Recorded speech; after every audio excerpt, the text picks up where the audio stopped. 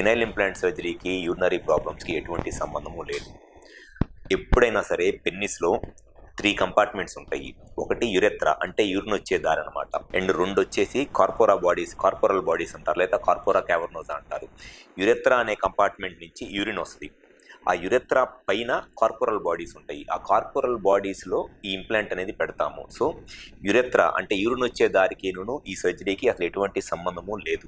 Just ఇది corporal బాడీస్లో పెడతాం కాబట్టి యూరిన్ వచ్చే దారిని అసలు మనం సర్జరీ చేసేటప్పుడు టచ్ కూడా చేయము. యూరిన్ ప్రాబ్లం అనేది ఈ సర్జరీ చేయించుకున్న తర్వాత ఎట్టి పరిస్థితుల్లోనూ 1% ఛాన్స్ కూడా 0.1% ఛాన్స్ కూడా యూరినరీ ప్రాబ్లం రావడానికి ఈ సర్జరీ చేయించుకున్న తర్వాత ఎటువంటి అవకాశము ఉండదు. సో యూరినరీ ప్రాబ్లం వచ్చిందని భయపడాల్సిన అవసరం లేదు ఈ సర్జరీ చేయించుకోవడం వల్ల. అండ్ సెకండ్ డౌట్ వచ్చేసి ఈ సర్జరీ చేయించుకున్న తర్వాత ఇన్ఫెక్షన్స్ ఏమైనా వస్తాయా అని.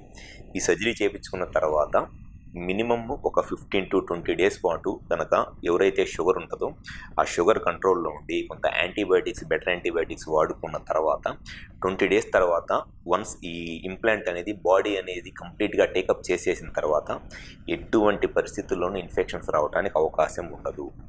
ఎవరిలో అయినా సరే ఒక 10,000 మందిలోనో 1,00,000 మందిలోనో ఇన్ఫెక్షన్ రావడానికి అవకాశం ఉంటుంది. జస్ట్ ఒక 1,00,000 మందిలో ఒకళ్ళకి ఇన్ఫెక్షన్ రావడానికి అవకాశం ఉంటుంది. అది కూడా ఎవరిలో అంటే సర్జరీ ముందు ఇన్ఫెక్షన్స్ ఆల్రెడీ ఉండి లేకపోతే షుగర్ కంట్రోల్లో లేకపోతే అటువంటి వాళ్ళలో ఇన్ఫెక్షన్ వస్తుందిలే. కానీ వన్స్ సర్జరీ అయిపోయిన ఒక 15-20 డేస్ తర్వాత ఇన్ఫెక్షన్ రావడం అనేది ఎట్టి పరిస్థితుల్లోనూ జరగదు.